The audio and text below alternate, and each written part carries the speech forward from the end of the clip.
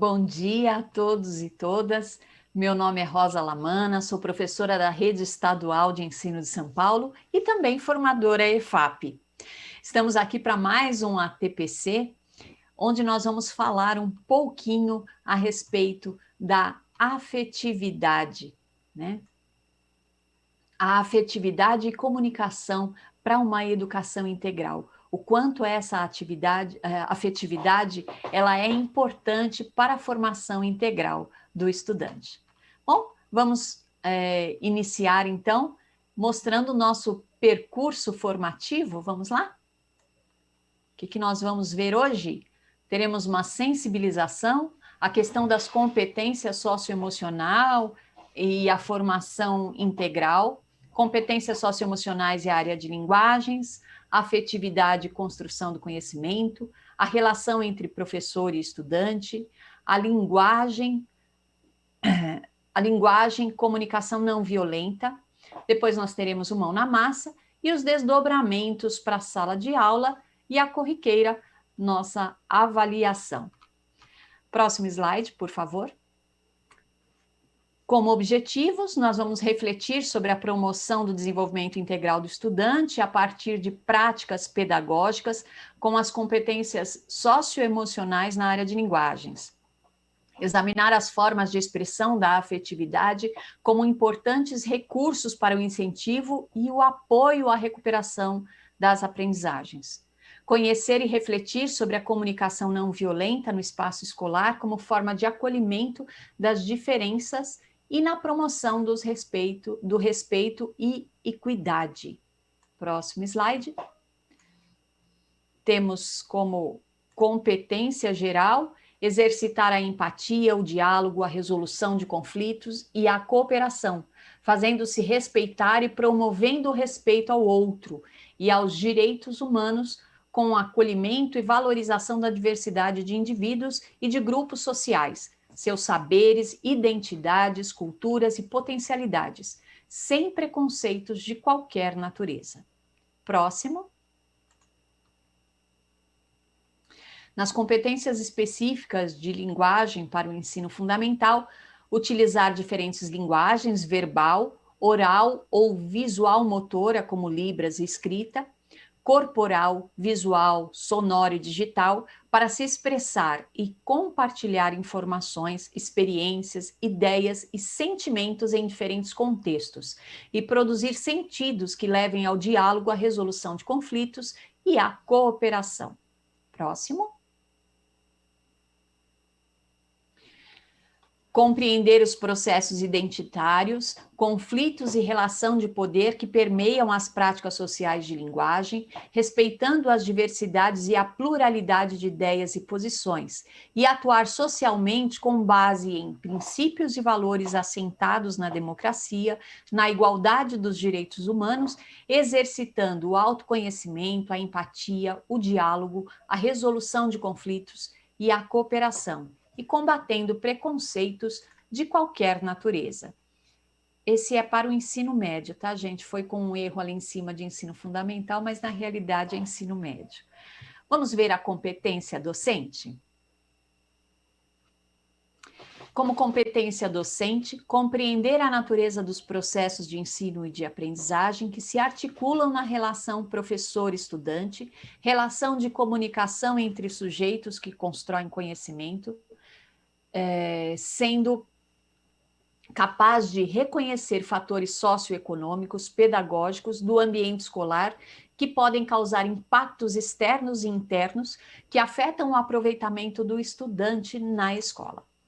Bom, agora que nós vimos os objetivos, as competências docentes, vamos dar um minutinho para vocês separar o material para o diário de bordo, o papel e a sua caneta. Um minutinho aí para vocês.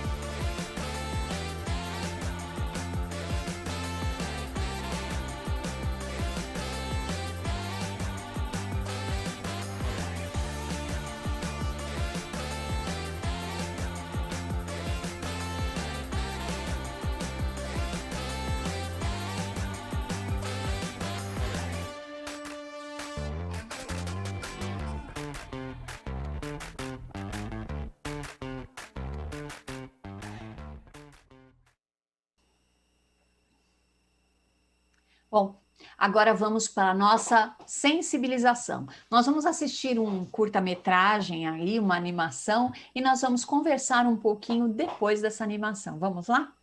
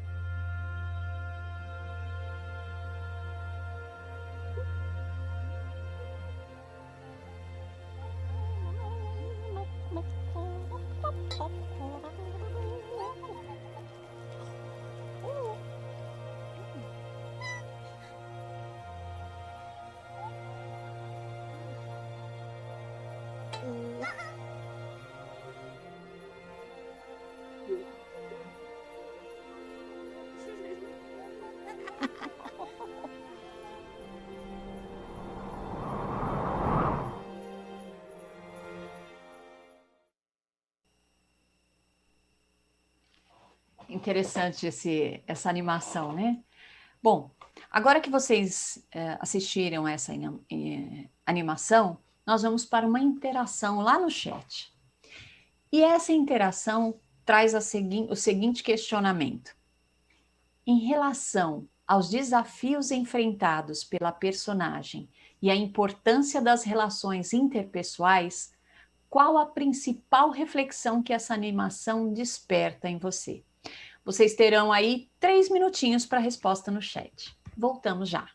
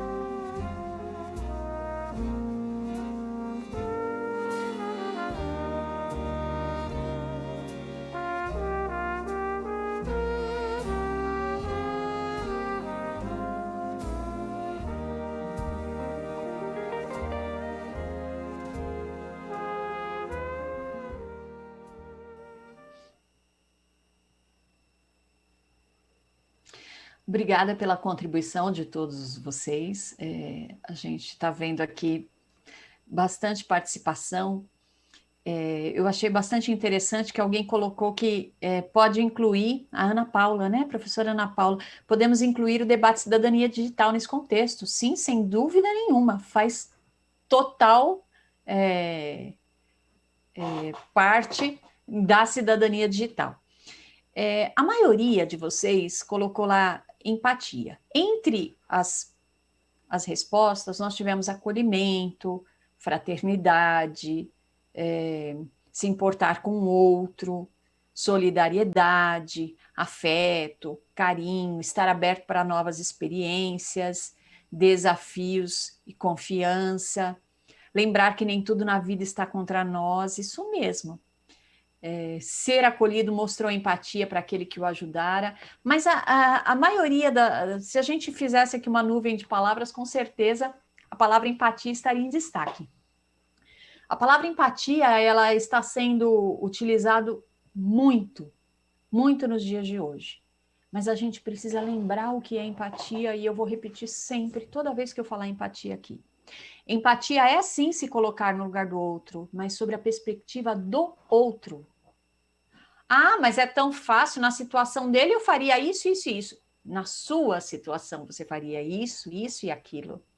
Mas na situação dele, pensando como ele pensa, tendo a personalidade dele, você consegue entender o porquê ele fez diferente de você?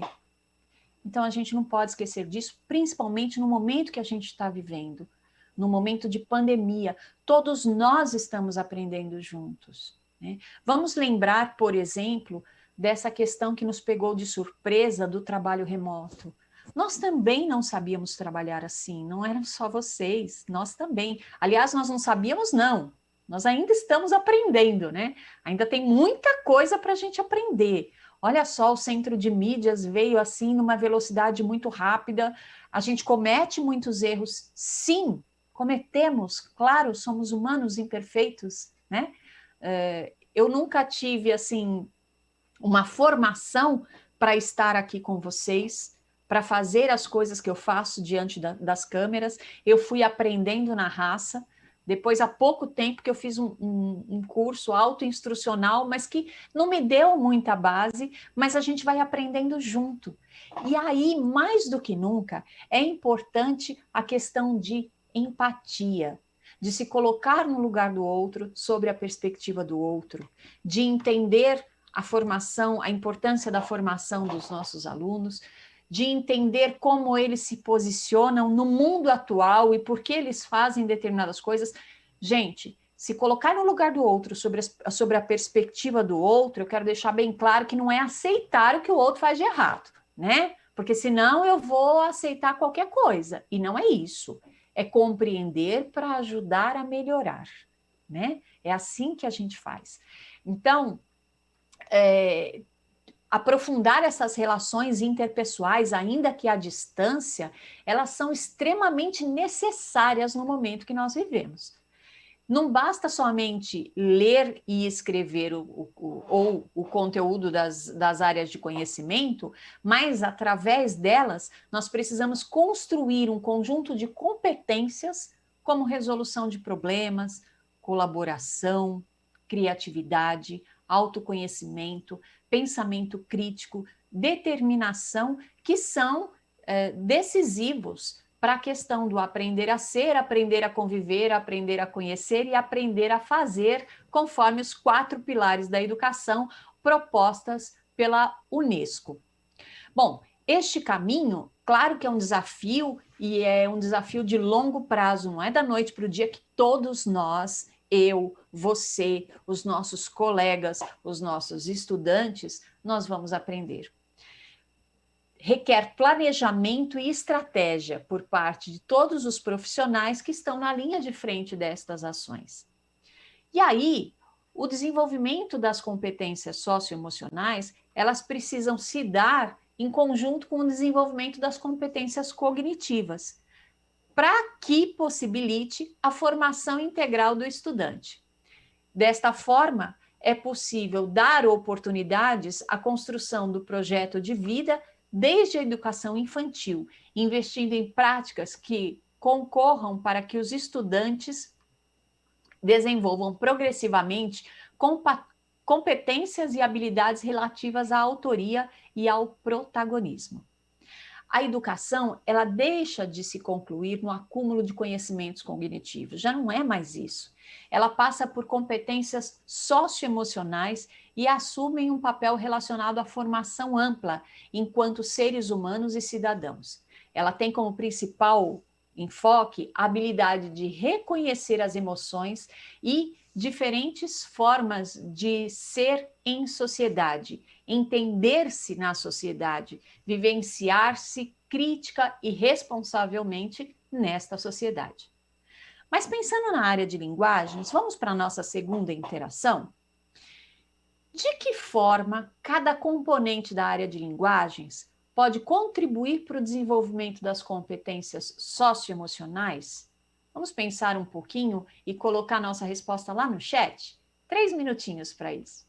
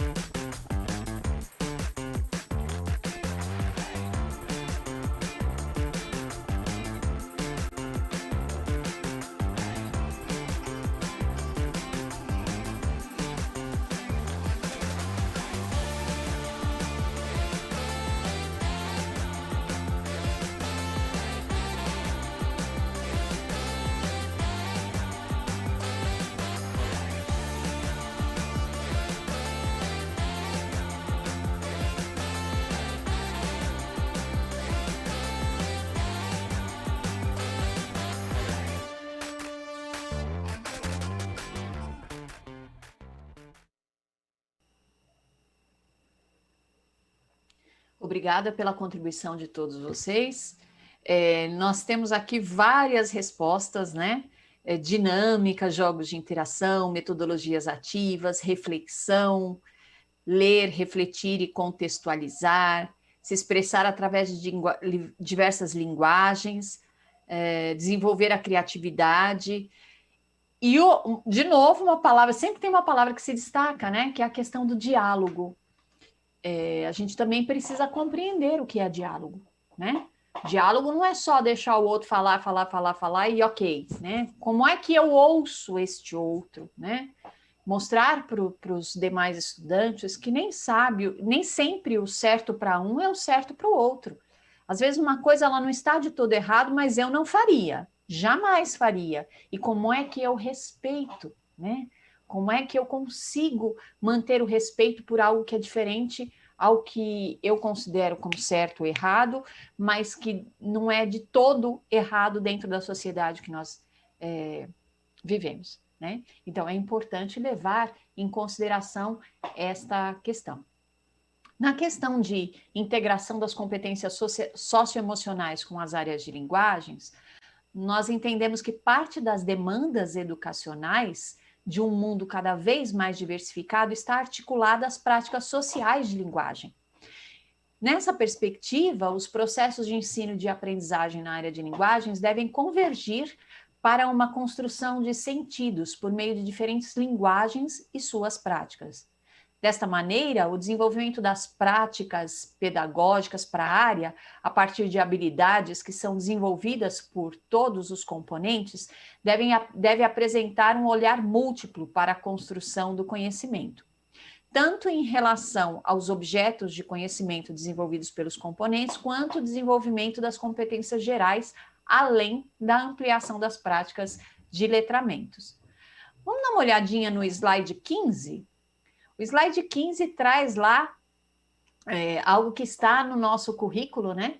É previsto que o estudante desenvolva competências e habilidades que possibilitem mobilizar e articular os conhecimentos desses componentes em situação de aprendizagem, que sejam significativas e relevantes para a sua formação integral de forma simultânea ao desenvolvimento socioemocional. Bom, mas você consegue correlacionar o desenvolvimento dessas competências específicas de linguagens às competências socioemocionais?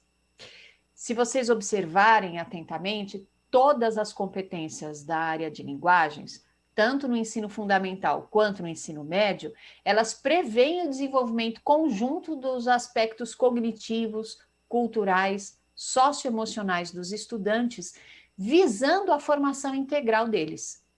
Conforme nós vamos ver no slide a seguir, as competências cognitivas e socioemocionais são indissociáveis. A sua mobilização também ocorre simultaneamente, fato que deve ser intencionalmente explorado a fim de garantir o perfil do estudante previsto nas competências do nosso currículo. Aí, olha, observe, por exemplo, a competência específica 3 da área de linguagem para o desenvolvimento fundamental, lá no slide 17, ó. Utilizar diferentes linguagens, verbal, oral ou visual motora, como libras e escrita, corporal, visual, sonora e digital, para se expressar e compartilhar informações, experiências, ideias e sentimentos em diferentes contextos e produzir sentimentos que levem ao diálogo, à resolução de conflitos e à cooperação. É possível observarmos que, em destaque, o desenvolvimento de habilidades socioemocionais, na medida que priorizam uma formação ética e empática, visando a resolução de conflitos, a cooperação e ao posicionamento, ela é um agente de transformação. Então, nós podemos relacionar, por exemplo, a competência 3 ao desenvolvimento de pelo menos 2 macrocompetências socioemocionais, que é o engajamento com os outros e a amabilidade. Mas vamos recordar rapidamente quais são as competências socioemocionais? Próximo slide, por favor. Nós apresentamos aqui um modelo organizativo de competências socioemocionais que foi adotado pelo Instituto Ayrton Senna e trabalhado pela Rede de Educação Estadual de São Paulo, destacando, como já foi dito, o trabalho do componente curricular Projeto de Vida, com as 5 macrocompetências, e as 17 competências socioemocionais, levantando e destacando na fala pesquisas e evidências que apontam os resultados da vida escolar e fora dela, quando o desenvolvimento dessas competências se dá de forma intencional em programas desenvolvidos dentro do ambiente escolar. Então, olha lá as nossas macrocompetências, são 5 macrocompetências, e nós temos dentro dessas macrocompetências as outras competências socioemocionais. E como apontado anteriormente, o desenvolvimento da competência número 3, de linguagens, que envolve a articulação de competências como iniciativa social, assertividade, empatia e respeito, que se pertencem às macrocompetências. Olha lá, ó, engajamento com os outros e amabilidade. Está tudo ali dentro, né? Mas para a gente exercitar essa importante capacidade, nós vamos ter uma tarefa. Vamos ver qual é a nossa tarefa agora? Para essa interação, tenha em mãos o currículo paulista do ensino fundamental ou do ensino médio para consulta e as competências específicas da área de linguagem. Nós vamos rolar uma roleta na qual estão marcados todas as 5 grandes macrocompetências socioemocionais, que é a amabilidade, a autogestão, a abertura ao novo, engajamento com os outros e resiliência emocional. Nós vamos girar essa roleta que vai selecionar aleatoriamente alguma dessas macrocompetências. A partir da macrocompetência sorteada, vocês vão selecionar uma competência específica da área de linguagem. Pode ser do ensino fundamental ou do ensino médio. E selecione alguns excertos dessa competência na área de linguagens que induzem ao desenvolvimento da macrocompetência em pauta. Vamos dar um exemplo aqui. Vamos dizer que a roleta tenha selecionado a macrocompetência abertura ao novo. Curiosidade para aprender, imaginação, criativa, interesse artístico e assim.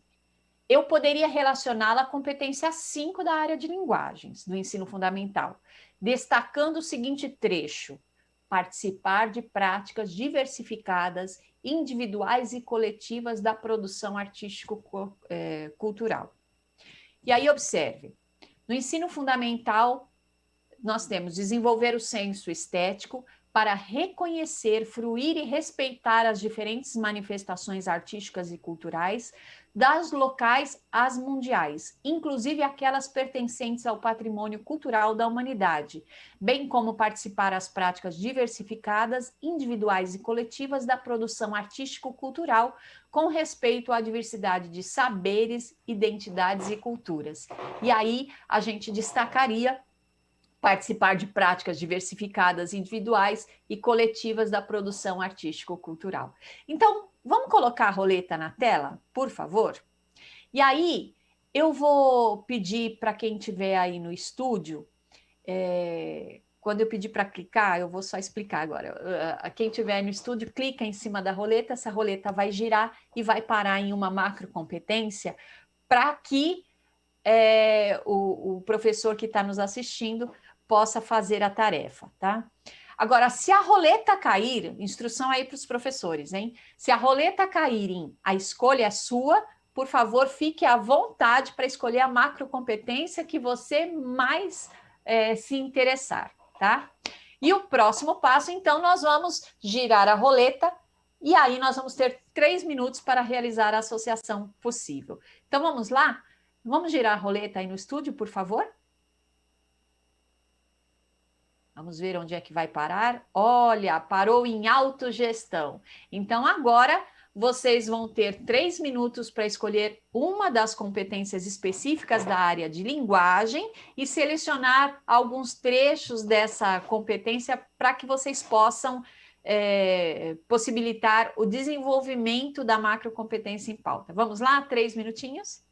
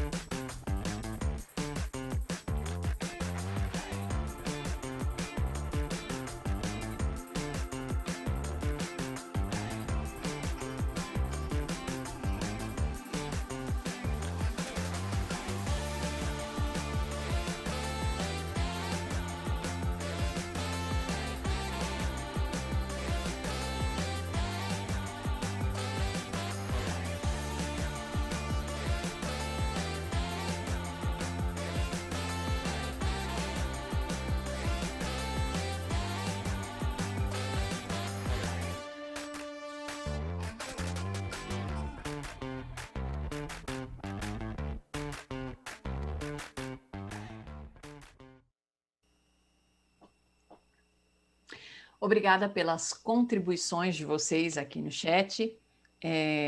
Eu percebi que houve uma dificuldade para trazer, por exemplo, os trechos, né, do currículo, talvez até por vocês não terem em mãos, isso é compreensível, não há problema. Nós vamos trazer então aqui, ó, um exemplo. Vamos supor se caísse lá na questão da abertura ao novo, tá?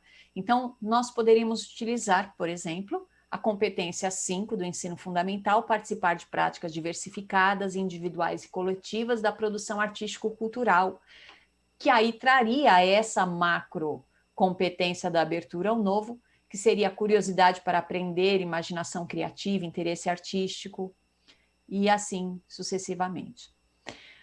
Os exemplos mencionados, eles representam apenas algumas das possibilidades para o contexto apresentado. Obviamente que vocês precisam fazer esse exercício depois, né? Pegar lá o currículo, pensar nas macrocompetências e procurar o que é que está interligado dentro do currículo a essa macrocompetência para poder desenvolver as atividades, né?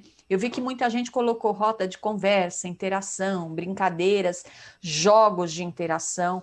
Realmente, todas elas são muito importantes para essa questão da autogestão. Os professores, eles podem calcular muitas formas de atrelar as competências socioemocionais às habilidades da competência da área de vocês. O mais importante é realizar uma escolha consciente, de forma a desenvolver uma prática baseada no SAFE, sequencial, ativa, focada e explícita. Vou repetir, hein? SAFE, S-A-F-E ou SAF, se quiser, não há problema. Sequencial, ativa, focada e explícita. Psicologia e neurociência confirmam a ligação entre habilidades cognitivas e bem-estar socioemocional. Isso significa que essas competências socioemocionais e os conteúdos que nós temos que trabalhar caminham juntos. Todos eles são importantes e precisam ser trabalhados de forma intencional e concomitante. Eu não tenho como trabalhar uma coisa e depois trabalhar outra. Mas a afetividade na construção do conhecimento, ela tem uma grande importância. Infelizmente, às vezes a gente ouve algumas coisas como: eu não sou paga para gostar de vocês. Gente, por favor, esqueçam essa frase. Não é que você é pago para gostar de alguém, mas não tem como você dissociar a afetividade da construção do conhecimento. Porque as aprendizagens do conhecimento, que abarcam as áreas de linguagem e outras áreas também, envolvem processos individuais e coletivos por meio de uma educação problematizadora, que vai colocar o nosso estudante como participante ativo no seu processo de aprendizagem. Ele não vai ser apenas receptor, ele vai ter que estar ativo ali naquele meio. E quando ele se depara com situações que envolvem relações sociais, que ele tem que interagir com o outro, que são atividades que nós propomos em sala de aula, nós vamos esperar que todos os integrantes deste grupo, desta comunidade, estabeleçam conexões e construam conhecimento de forma integral. O estudante tem que se relacionar com o professor também, não é só nos grupos de estudantes que ele se relaciona, é com o professor também. E aí, quando você constrói bons relacionamentos interpessoais, aí sim você vai estar integrando, né, fazendo parte desta formação integral e cidadã, além de construir, de se constituir como uma importante forma de apoio emocional, principalmente no contexto de crise que a gente está vivendo, né? Então, essas relações interpessoais, elas abarcam a questão da afetividade, sim, e por isso elas são tão importantes. Aí nós temos lá no slide 22 uma figura muito bonitinha, muito interessante, mostrando que a afetividade e a inteligência, elas são inseparáveis. Quando a afetividade e a inteligência são separados, elas não se complementam.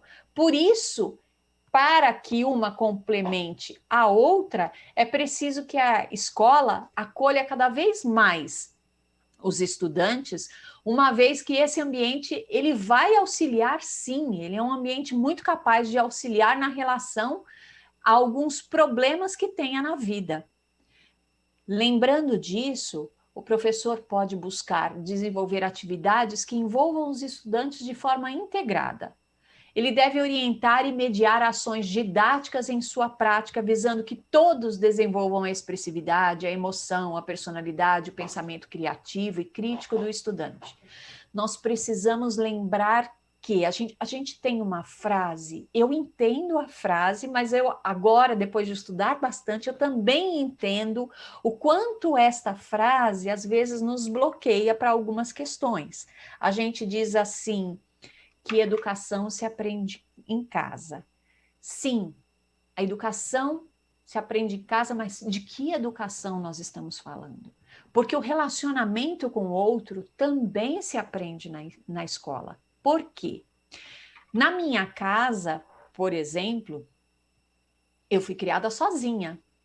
Eu me relacionei sempre com pessoas adultas. Eu nunca me relacionei tão fortemente com crianças. Lógico, os meus pais, né, na realidade, os meus avós que me criaram, me levavam para brincar com outras crianças, mas isso era muito esporádico. No dia a dia, eu só tinha adultos ao meu redor. Quando eu cheguei na escola, foi que eu tive relacionamento com crianças de diferentes religiões, de diferentes contextos, né, que tinham outras criações diferentes da minha. E aí eu tive que aprender a me relacionar com elas, aprender a aceitar o diferente, o que era diferente para mim. Então, olha, é o primeiro momento de emancipação de um ser humano, é quando ele vai para a escola, ele está sem pai e sem mãe. Pai e mãe ensinou algumas coisas que muitas vezes ele não replica lá no dia a dia dele, né? Porque ele não tem o pai e a mãe para falar, olha o que nós conversamos. O pai e a mãe estão em casa, né? Então, é um momento, sim, deste desenvolvimento. Por isso, considerar as competências socioemocionais é muito importante. Também nós precisamos ter em mente que muitas dessas habilidades eles já desenvolveram, né? Porque em muitos casos os estudantes precisam vivenciar, reconhecerem e criticamente observar essas emoções em si, nos outros e em diferentes contextos, mas em outras situações alguns já têm desenvolvido, talvez até pelo relacionamento que tenha dentro de casa. Para isso, nós precisamos compreender o estudante não como um sujeito passivo, né? Não como aquele que recebe a informação e desenvolve conhecimento sozinho, mas ele é protagonista dessa construção. Ele precisa ter estimulado uma formação sólida, humana, ética e consciente, que não apenas o forme como estudante, mas sim como cidadão pensante, que também permita que eles sejam produtores de novas ideias e conhecimentos, atuantes não apenas na escola, mas também na comunidade em que eles vivem. A relação e a construção do conhecimento são favorecidos a partir do reconhecimento de que o processo educativo acontece em um contexto cultural, e é preciso encontrar soluções para articular os conceitos trabalhados com esses conceitos de vivência, a fim de torná-los mais interessantes e significativos. A gente precisa ter claro que essa interação pode ser mais afetiva no sentido de amor humano e não só visando o bom relacionamento no ambiente de trabalho, compreendem? O professor ele não substitui a função da família, nem o papel do psicólogo, mas ele tem uma função específica de desenvolvimento das competências socioemocionais. A frase, eu não sou pai e mãe, eu não sou psicólogo, está corretíssima, professor.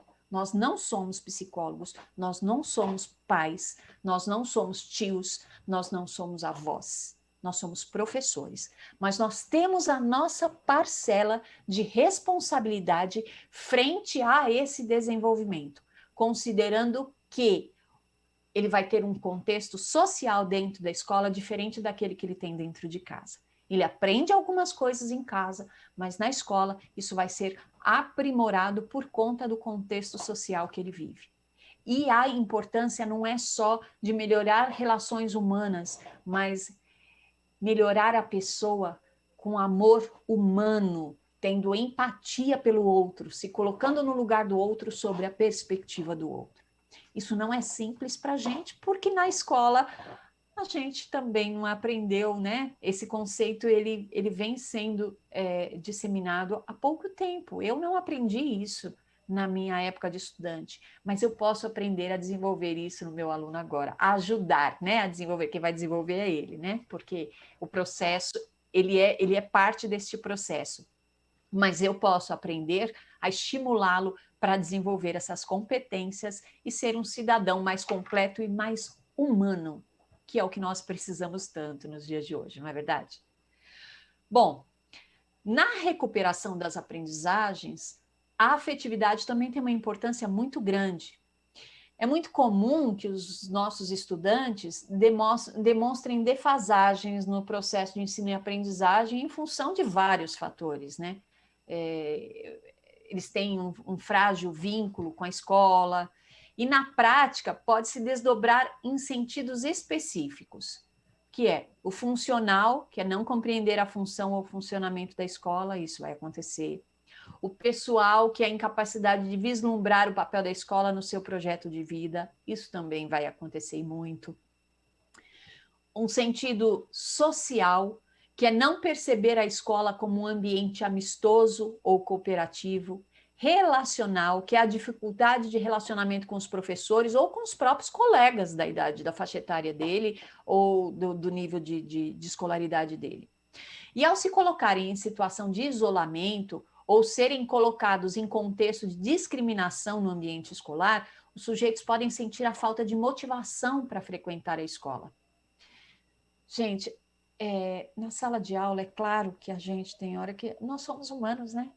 Tem hora que a gente perde as estribeiras, né? A gente bota o fulano de castigo, a gente fala tanto negativamente daquele estudante que os outros estudantes acabam reproduzindo aquilo que a gente fala, nós somos humanos. Nós precisamos ter claro isso. Mas a gente pode melhorar a cada dia, né? Não é fácil, mas é possível, né? Aliás, ser educador não é fácil em qualquer lugar do mundo, não é só aqui não. Em qualquer lugar do mundo, não é fácil, porque você está lidando com relações humanas, com seres humanos, né? Mas, daí, de todos esses problemas que nós mencionamos agora, do estudante não enxergar essas questões para a vida dele, vem daí algumas ocorrências de pouco comprometimento com as tarefas escolares. A presença na sala de aula como mera obrigação e muitas vezes até o desrespeito com o espaço escolar. Quem de nós não vivencia ou não vivenciou isso já, né? Quanto professor ou mesmo quanto aluno, né? Aluno que não está nem aí com as tarefas, aluno que desrespeita a mesma escola, que quebra as coisas, que picha, ou que desrespeita o próprio professor e os próprios colegas, porque ele não entende, ele não vê sentido essa relação, o que a escola é para ele não consegue entender. Para nós, talvez, até seja um pouquinho mais fácil, mas às vezes quando a gente vai olhar mais profundamente, a gente também tem dificuldade de compreensão nisso, né? Nesses casos, a vida estudantil ela vai se configurar como um âmbito paralelo, desinteressante e desvalorizado na relação com a própria vida. Um viver mal sintonizado com o aprender e com a curiosidade inerente do ser humano. Aí a gente fala assim, ai, que saudade do meu tempo. No meu tempo, imagina que eu falaria isso para o professor. Sabe por que nós não falaríamos isso para o nosso professor? Porque a gente não tinha coragem para isso. Porque a gente não foi criado para isso. Hoje, as pessoas falam um pouco mais abertamente o que pensam. Quer ver só um exemplo? Basta você olhar as redes sociais de um adulto e ver que muitas vezes vários adultos escrevem muitas bobagens em suas redes sociais, né? Criticam muito as outras pessoas sem se colocar no lugar dela pela perspectiva dela. Falam muito mal de determinadas situações sem compreender todo o contexto. Isso é muito natural. E os estudantes fazem isso. Na nossa época, os mais jovens evitavam falar, né? Porque eram punidos mais severamente. Então, não é que eles não pensassem, né, nas coisas que ocorrem hoje. É que não se tinha coragem, se tinha medo da punição. E aí não se cria um cidadão crítico que não sabe olhar com criticidade para situações, para poder desenvolver esse pensamento crítico e atuar criticamente e amorosamente nessa sociedade. Mas vamos ver o slide 22 sobre as fragilidades na formação de indivíduos com o ambiente escolar. Eu já falei aqui, mas eu vou só repetir, olha lá, o funcional, o pessoal, o social e o relacional. Os estudantes nem sempre entendem estas questões relacionadas à vida ou ao projeto de vida que ele possa desenvolver. Diante disso, nós podemos dizer que o papel da escola não é restituir aos estudantes em suas faltas, carências e debilidades, mas dar sequência aos processos de aprendizagem a partir do que o estudante já sabe e recriar outras oportunidades de construção cognitiva. A dificuldade escolar não é um dano em si, é um reflexo de um processo involuntariamente construído que precisa ser ressignificado à luz de novas estratégias de intervenção educativa. Nós podemos aprender muito com isso, desenvolver muitas estratégias para ajudar esses estudantes. Por isso, se nós pudermos substituir os mecanismos de culpabilização pela compreensão mais profunda e subjetiva dessas situações, é muito importante. O olhar docente é essencial na proteção dos estudantes em relação ao sentimento de culpa e inferioridade. Quantas vezes nós já ouvimos histórias, né, de pessoas que foram tão culpadas, olha, você não sabe nada, você não vai aprender nunca, o que você está fazendo na escola? Olha lá, tudo errado. E aí isso traz para o próprio estudante um sentimento de culpa e inferioridade, que se isso não acontecesse, seria mais fácil ele deslanchar, aprender mais, né? Por isso a gente precisa tomar cuidado. Mais do que o olhar, é preciso agir de maneira sensível para compreender a complexibilidade dos diferentes processos de aprendizagem, para que ela seja eficaz e favoreça a aproximação entre estudantes e professor. A escuta ativa a estudantes, que muitas vezes se omitem a fala, é também um esforço necessário. Aquele estudante que não abre a boca para falar nada, né? Como é que eu vou desenvolver escuta ativa se aquele fulano não fala, né? Olha lá, encorajar, motivar a expressão, podem, além de estreitar laços, desenvolver a confiança e garantir uma atuação docente assertiva. Né? Presta atenção na expressão desse aluno, ele se encolhe muito, ele vive de cabeça baixa, ele vive de braços cruzados, ele se fecha, né? Tenta encorajar, motivar. Quando ele der um sorriso, que vai ser talvez raro, puxa, que sorriso lindo você tem, você devia sorrir mais vezes, hein? Eu gosto disso. É bom a gente prestar atenção nesse tipo de coisa. A gente gostaria que prestassem atenção na gente, não é? Então a gente também precisa prestar atenção no outro. Afinal, é para isso que a gente está no mundo, né? Para viver em sociedade. Mas neste momento nós precisamos estabelecer as diferenças entre ser empático e ser simpático. Você conhece essa diferença? Nós podemos entender a simpatia como um sentimento de afinidade com determinada pessoa ou grupo. Leva o indivíduo a estabelecer uma harmonia ao encontro com ela. Simpatizamos com amigos, com pessoas com quem partilhamos afinidades, interesses e valores nas quais reconhecemos alguma compatibilidade e complementariedade com o nosso funcionamento.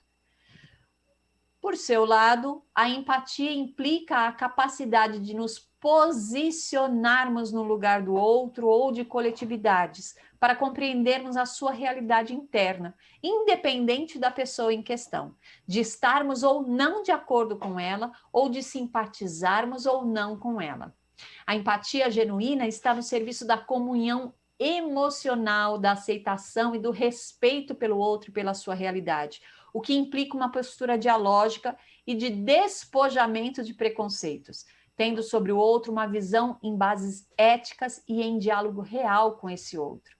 Quer ver lá uma imagem do slide 23 que mostra bastante? Olha lá o que é simpatia e olha lá a empatia. Eu simpatizo com o outro, né? Com as pessoas que a gente tem afinidade, interesse e valores. Agora, a empatia, não necessariamente eu tenho afinidade com ela, mas eu posso compreendê-la, não aceitar o que ela vive, da forma como ela vive, mas respeitá-la, talvez, né? Já seria um grande passo. Bom, a partir de todas essas reflexões realizadas aí que nós tivemos hoje, e diante da sua experiência docente, vamos para mais uma interação? Como a empatia pode promover uma relação melhor e mais produtiva entre professor e estudante? Não é uma pergunta fácil de responder, não. Infelizmente, vocês vão ter só 3 minutinhos, mas eu espero uma resposta de vocês lá frente a essa pergunta. Vamos lá?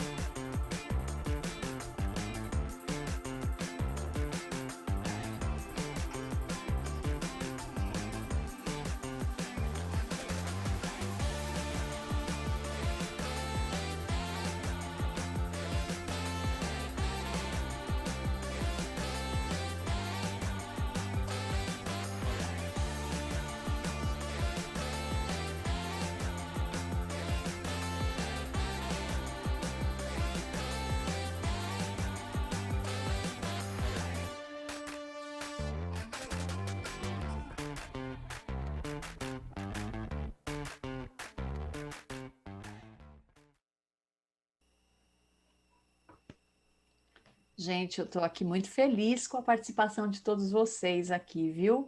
Bastante reflexão importantíssima, né? Respeitar como a pessoa se coloca no mundo, seu modo de pensar e agir, respeito e confiança, através do respeito mútuo, nos tornar mais próximos e humanos em relação com o outro, permite entender como o aluno sente as experiências da sala de aula. Mas eu gostei em especial do que a Márcia escreveu aqui, né? Eu diria que a empatia entre professores e estudantes é essencial para que a relação seja a contento para ambos e também mais produtiva em relação ao processo de ensino-aprendizagem. Sem dúvida nenhuma, Márcia. A gente acaba sendo muito beneficiado, né? Quando a gente tem um bom relacionamento com os nossos estudantes. E a gente precisa, né? Porque tem hora que é tão pesado o nosso trabalho, né? E a gente precisa. Olha lá, ó, uma outra resposta. Podemos falar de nós mesmos, nossos desafios, nossas tristezas, com o objetivo de encorajar os alunos a falarem deles mesmos. Isso mesmo. Também somos gente como eles, com sentimentos e desafios que a vida nos impõe. Exatamente. A empatia é um ato de compreender o emocional, projetar a personalidade, se colocar no lugar do outro. Olha, gente, as nossas experiências, lógico que a gente não vai ficar contando a vida inteira, né, para os nossos estudantes dentro da sala de aula, mas a gente contar algumas experiências, elas são muito importantes, né? Existe ser humano também do lado de cá, não é assim? Existe ser humano na direção da escola, existe ser humano na equipe de limpeza da escola, existe ser humano dentro da sala de aula, tanto do lado de estudantes quanto do lado de professores, existe ser humano na secretaria, né, na secretaria da escola, existe ser humano na EFAP, na COPED, na CITEM, em todos os órgãos aqui da SEDUC, né? Existem seres humanos nas diretorias de ensino. E a gente precisa mostrar isso para os nossos estudantes. Na vida existem seres humanos, todo mundo tem sentimentos, tem entraves, tem dificuldades, mas tem coisas positivas também que a gente pode muito aprender, né?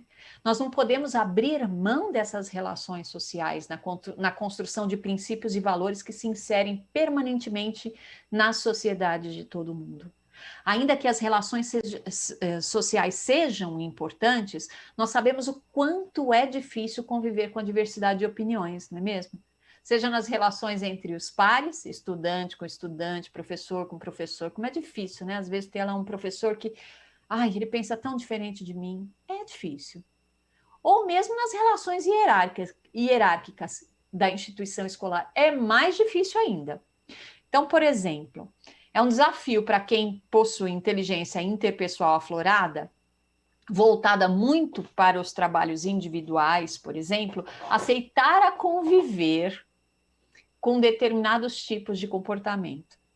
Mas as situações de aprendizagem desenvolvidas nas escolas precisam exercitar essa prática cotidiana. Vocês sabem como é difícil, por exemplo, realizar alguns agrupamentos com os estudantes, né? Colocá-los para trabalhar em grupo, porque cada um tem uma personalidade diferente, foi criado de uma forma diferente. Mas a escola precisa e deve, sempre que possível, propiciar momentos para conviver com as diferenças. Estão lembrados dos 4 pilares da educação?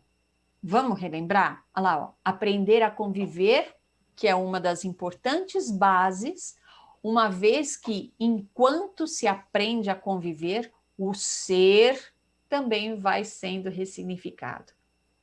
Assim, nós podemos concluir, que os efeitos de bons relacionamentos interpessoais exercitados no ambiente escolar excedem o limite da sala de aula e são levados para a vida. Em tempos de isolamento social, eu diria mais isolamento físico, né? Porque isolamento social, o social a gente ainda tem a partir da internet, né? Mas o isolamento físico, a empatia do professor nessas épocas perpassa do sentimento de observar e saber do que o aluno está sentindo ou necessitando fisicamente para um universo mais digital. O professor deixa de ser presença física para ser a virtual, com a responsabilidade de saber incluir seus alunos nos diferentes contextos, porque cada um tem a sua realidade e vida social e tecnológica. Não é um exercício fácil, mas é um exercício possível. É isso que a gente tem que pensar. Sabe aquela história de fazer a limonada a partir de um limão? Limão é tão azedo, mas uma limonada é tão refrescante num dia de calor intenso, não é verdade? É assim que a gente deve levar a vida. Simples? Não é mesmo. Fácil? Claro que não. Possível? Claro que é. A partir das relações sociais, nós podemos listar 12 dicas importantes para uma boa relação entre professor e estudante. Aí eu vou pedir para colocar aí os slides 25 e 26, que tem as dicas. Olha lá.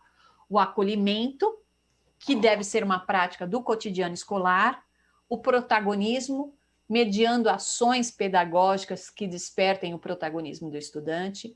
A valorização, saiba o momento certo para valorizar as realizações dos seus estudantes. Colaboração, promova situações de aprendizagem que valorize a colaboração entre os pares. Transparência, seja exemplo de postura ética diante de toda a comunidade, evite aquela história, né, do faça o que eu digo, mas não faça o que eu faço, evita isso. Respeito, zele pelo respeito mútuo em todos os ambientes de aprendizagem. Alinhamento, flexibilize seus planos de ensino, ajustando as necessidades pedagógicas, mantendo a comunicação com seus estudantes e com a equipe gestora. Reconhecimento. O sucesso do estudante depende da confiança e do reconhecimento que o estudante deposita em seus professores e na sua escola. O contexto. Contextualize suas atividades de forma significativa. Diálogo. Mantenha sempre o diálogo para aproximar cada vez mais o estudante do universo acadêmico e do mundo do trabalho. E empatia. Coloque-se no lugar do outro, sobre a visão e a perspectiva do outro, sem quaisquer tipos de julgamento. E, por fim, a mediação, o cuidado na curadoria pedagógica, principalmente na seleção de situações de aprendizagem que fomentam as relações sociais, geram engajamento e o protagonismo. Agora, cuidado. Vamos supor que eu tenho um estudante introspectivo lá, ele gosta de trabalhar sozinho, ele não se relaciona muito bem com ninguém, e agora eu vi esse ATPC que a Rosa falou, que a gente tem que colocar eles para trabalhar não só com as afinidades, né? Tem que colocar com as diversidades. Agora, ninguém mais na minha turma vai trabalhar com o coleguinha que gosta. Calma, gente. Não vamos tão assim, né, a ferro e fogo. Vamos ser flexíveis, né? Num trabalho eu vou deixar você trabalhar com o seu coleguinha, ou eu vou deixar você trabalhar sozinho, que você gosta mais. No outro trabalho você vai conhecer outros colegas. Vamos com calma. Uma coisa que eu tenho aprendido muito no cultivo de plantas, de qualquer tipo de planta. Se uma planta, ela gosta de sol, mas ela foi cultivada muito na sombra, eu não posso pegar só porque eu li lá que ela gosta de sol, chegar na minha casa, comprei lá na loja, cheguei na minha casa e joguei ela no sol escaldante. Ela vai morrer, ela vai sentir.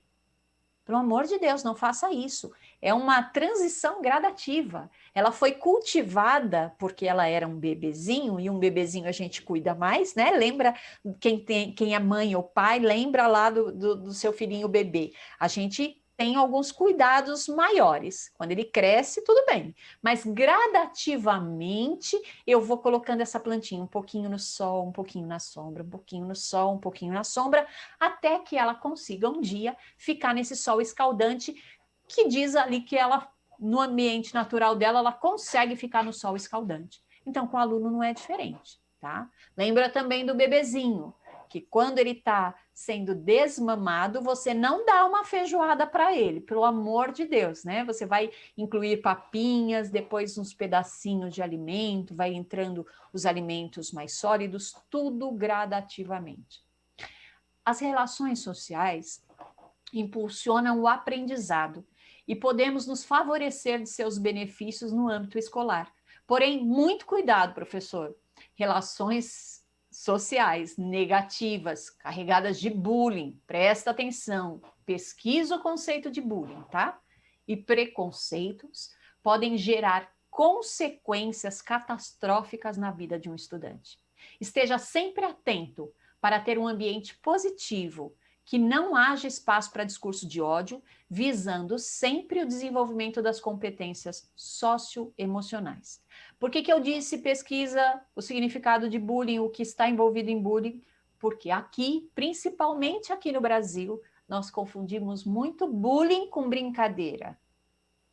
E a gente diz muito que tem certas coisas que são mimimi. Cuidado, hein? Nem tudo é mimimi. Então, pesquisa um pouco mais, vai um pouco mais a fundo para você entender claramente o que é bullying e não correr este risco que às vezes a gente faz sem querer, por não conhecer o significado daquilo, tá? Bom, e qual é a importância da comunicação não violenta? Uma boa forma de aprimorar os relacionamentos nos ambientes de aprendizagem é por meio dessa comunicação não violenta, que é um método desenvolvido pelo psicólogo Marshall Rosenberg no início dos anos 60 e foi popularizado no livro Comunicação Não Violenta, Técnicas para Aprimorar Relacionamentos Pessoais e Profissionais. Nele, Marshall reforça a importância de estarmos conscientes das nossas necessidades e das necessidades do outro, com a finalidade de falar sem machucar e ouvir sem ofender. Embora seja muito aplicado em ambientes corporativos, a comunicação não violenta pode e, claro, deve ser aplicado nas escolas, porque nós estamos inseridos em uma cultura que pune quando se erra e recompensa quando se acerta. Olha que triste. E essa forma de viver nos impede de sentir empatia pelos outros e por nós mesmos. Quando nós percebemos que nós podemos mostrar nossas vulnerabilidades, nos identificamos com os demais, aceitamos que todos nós somos humanos e cometemos erros, e que não é necessário culpar, criticar ou ofender. Mas vamos ver o que o psicólogo Frederico Matos explica sobre os passos para executar a comunicação não violenta? Vamos assistir? A comunicação não violenta, ela não condena a raiva, como algumas pessoas de repente podem pensar. Ela entende a raiva como um sentimento, uma emoção que é super importante para você identificar o que está perturbando você internamente. Então, o primeiro passo é você clarear o que está acontecendo. Peraí, deixa eu ver se eu entendi o que você está dizendo. Você está dizendo isso, isso, isso, isso? Não, não falei nada disso. Tá, então me diz o que você falou. Tal. Então você está me dizendo que você falou isso, isso, isso? Isso. Eu falei isso. Pronto. Eu limpei uma parte da comunicação. Supostamente eu estou entendendo o que você está falando. E aí a gente vai e segue para os próximos passos. O segundo passo da comunicação não violenta é você entender quais são os sentimentos que estão implicados naquela conversa. Ou seja, o que eu estou sentindo diante daquele fato. Poxa, quando você fala alto comigo, pelo menos uma vez por semana, eu me sinto triste. Então, saber o que eu estou sentindo é super importante. E nesse aspecto, a gente também tem um outro problema. A gente não sabe dar nome para as coisas. Então, eu falo que eu sinto um troço no meu peito. Eu tô com um negócio dentro de mim. Você não sabe o que é. Então, desenvolver um vocabulário emocional é super importante para a comunicação não violenta, porque daí você sabe qual é o seu sentimento oculto diante daquele fato. O terceiro passo da comunicação não violenta é você entender quais são os valores que estão implicados naquele fato que de repente causa um afeto em você, causa um sentimento em você. Respeito, igualdade, solidariedade, amor, liberdade. E em função de entender fato, sentimento e qual o valor que está sendo agredido, eu posso entender então qual é o pedido que eu vou fazer para a pessoa, que é o quarto passo da comunicação não violenta. Um pedido claro e específico é quase factual. Eu preciso saber visualizar esse pedido. eu peço que você, então, diminua o tom da sua voz. Então, os 4 passos da comunicação não violenta, eles têm como objetivo ser uma comunicação não binária. Ou seja, não tem um certo e um errado absoluto. Existem só 2 perspectivas que podem ser diferentes e que se entraram em conflito. Então, é meio que um treino de vida. Você tem que dar muitos passos atrás dentro de você para que a comunicação não violenta saia de uma maneira efetiva, inclusive em situações problemáticas e violentas. Gente, me apaixonei por essa explicação. Olha lá que interessante, né?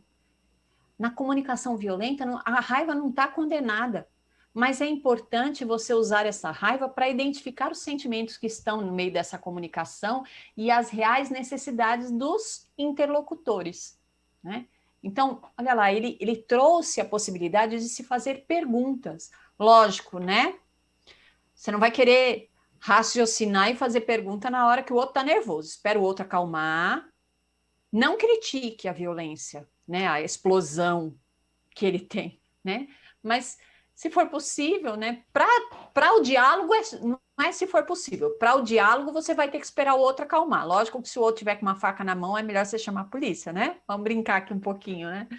Mas, se for uma agressividade que não está machucando ninguém, né, fisicamente, espera a pessoa acalmar um pouquinho e vai dialogar, vai tentar entender o que ela está querendo dizer com aquela explosão que ela teve, porque às vezes você não entendeu, você entendeu alguma coisa errada, teve alguma atitude que provocou aquela ira.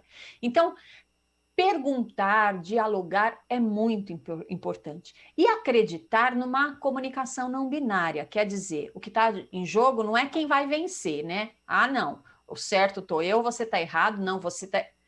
São situações diferentes que podem se interagir. Lógico que a gente tem situações que não dá para isso acontecer, tá? Eu vou no extremo, tá? Eu vou no extremo. Roubar. Não existe assim, pode ser certo roubar. Não existe. Tá errado, né? Mas eu não vou partir para agressão. Eu preciso raciocinar, tentar entrar em acordo com aquela pessoa, conversar. Não estou dizendo para a gente conversar com o assaltante, não é isso que eu estou dizendo, tá? Eu estou dizendo se você tem alguém próximo a você, não sei, que tem esse costume, não sei, eu tô assim, pensando aqui várias possibilidades, né?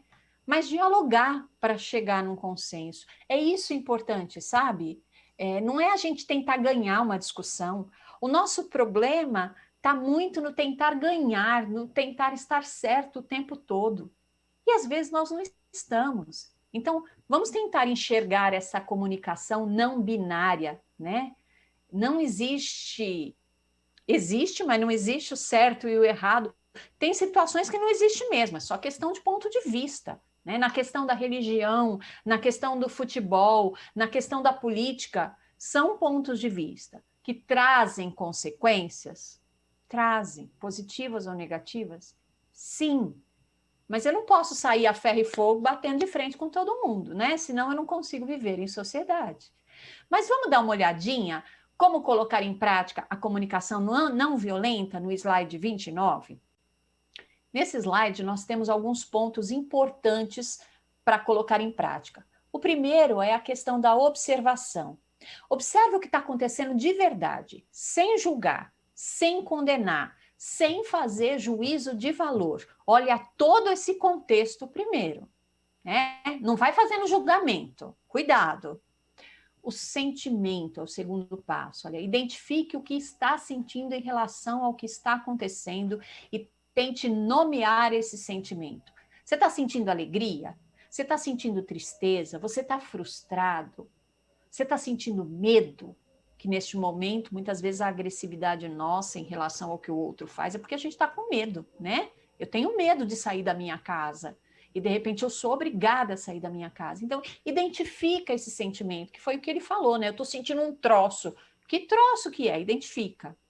Depois, o terceiro passo, a necessidade. Identifique quais são as suas necessidades, os seus valores, os desejos de forma conectada com os sentimentos, necessidade de apoio, necessidade de reconhecimento, necessidade de paz, necessidade de segurança e por aí vai. O quarto é pedido. Informe o que observou, suas necessidades, seus desejos. Então, faça o pedido de forma clara e sem agressividade.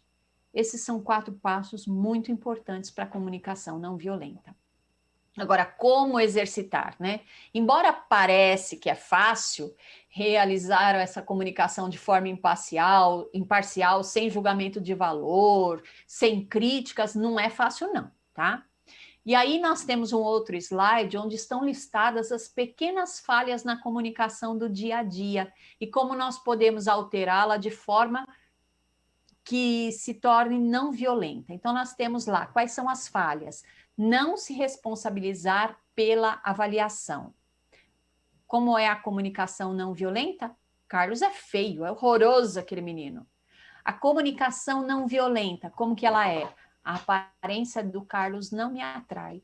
Ele pode ser feio para mim, mas para o outro ele pode ser lindo. Outra falha, usar verbos de conotação avaliatória. O João vive deixando as coisas para depois. E a comunicação não violenta, João estuda na véspera das provas, olha lá. Outra falha, confundir previsão com certeza. O trabalho dela não vai ser aceito, tenho certeza. Acredito que o trabalho dela não será aceito. Quantas vezes a gente se engana, não é? Mais uma falha. Não ser específico sobre a pessoa a quem se refere ou fazer generalizações. Os adolescentes gostam de festas e baladas, viu?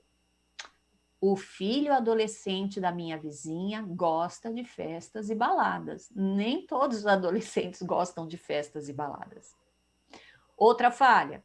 Usar palavras, advérbios, adjetivos ou outros que denotam uma avaliação em vez de uma constatação. Zeca é péssimo jogador de futebol. Zeca não marcou gol em 20 partidas. Olha lá.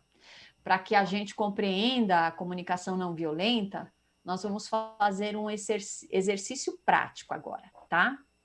Pega o seu diário de bordo e realize as instruções de acordo com a comanda que nós vamos dar agora. Então, vamos lá. Pense em alguém que neste momento está se comportando de alguma forma que te desagrada e reflita. Pode colocar, já tá, né? Escreva de forma imparcial o que essa pessoa faz e que você não gosta. Não vou nem dar 1 minuto, tá, gente? Que a gente está com o tempo apertado, a gente precisa dar uma corridinha, tá? Depois vocês podem, inclusive, baixar esse slide e fazer essa atividade. Próximo slide. Como você se sente quando a pessoa faz o que você descreveu?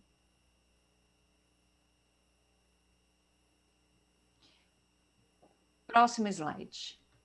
Eu sei que tá rápido, viu, gente? Mas é questão de tempo. Complete a frase. Quando você faz o que descreve, o que descreveu lá no A, sinto-me... deixa eu avisar só a produção, não precisa abrir o chat, tá? Porque eles estão no diário de bordo. Por isso que eu nem estou dando 1 minuto, porque depois eles podem refazer a atividade. Obrigada. Então, complete a frase. Quando você faz o que descrevi, que foi lá na primeira atividade, sinto-me como me expressei na segunda atividade, porque estou necessitando de... Nós vamos identificar a necessidade que nós temos. Próximo slide. Elabora o pedido a partir do modelo. Quando você faz aquilo que você escreveu lá no primeiro exercício, você se sente, sinto-me, como você descreveu no segundo exercício, porque estou necessitando de o que você completou no terceiro exercício. Por isso, eu gostaria que você... Aí é o pedido. Então, olha, quando a gente faz esse exercício, a comunicação não violenta não é fácil, é muito complexa, eu vou ter que fazer, você vai ter que fazer, os meus colegas que trabalham comigo terão que fazer, os colegas que trabalham com você terão que fazer. Na minha casa nós temos que fazer. Isso é um exercício diário, não é fácil não, tá? Mas ele vai promover uma atenção especial. Esse exercício vai promover uma atenção especial que nós vamos denominar aqui como competências socioemocionais. Olha lá que interessante. E essas competências são as capacidades individuais que se manifestam de modo consciente em padrões de pensamentos, sentimentos e comportamentos. Tá? Bom, estamos finalizando o nosso ATPC.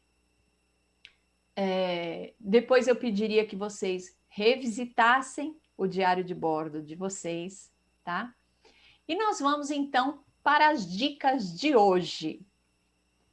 Nós temos nas dicas de hoje o livro Comunicação Não Violenta, o filme Sociedade dos Poetas Mortos. Esse filme ilustra bem a importante dimensão que existe na relação do professor e do estudante no processo de ensino-aprendizagem, viu? Vale a pena verificar o foco da atuação do professor, que é dedicado e comprometido em fazer a diferença na vida desses estudantes. E olha que nesse filme ele não faz isso apenas cumprindo o cronograma, não, e nem transmitindo conhecimento em via única. Ele ajuda a inspirar estudantes a se desenvolver integralmente, a aplicar de modo contextualizado, e o que é discutido em sala de aula ajuda a construir o próprio futuro desses estudantes. É realmente um poder transformador que esse professor mostra, tá? Nas nossas referências, nós temos alguns artigos aí disponíveis, algumas leis, tá? Próximo slide. Temos aí também outros artigos, artigos em revistas que vão nos ajudar bastante a entender isso. Próximo. Nós temos a questão da BNCC, que é importante a gente revisitar. Próximo. Mas aí, ó, um projeto interessantíssimo que vale a pena conhecer. Próximo. Temos bastante referências, tá, gente? Aproveite para tirar o print ou então baixar o slide mais para frente. Próximo. Os documentos da nossa secretaria. Próximo.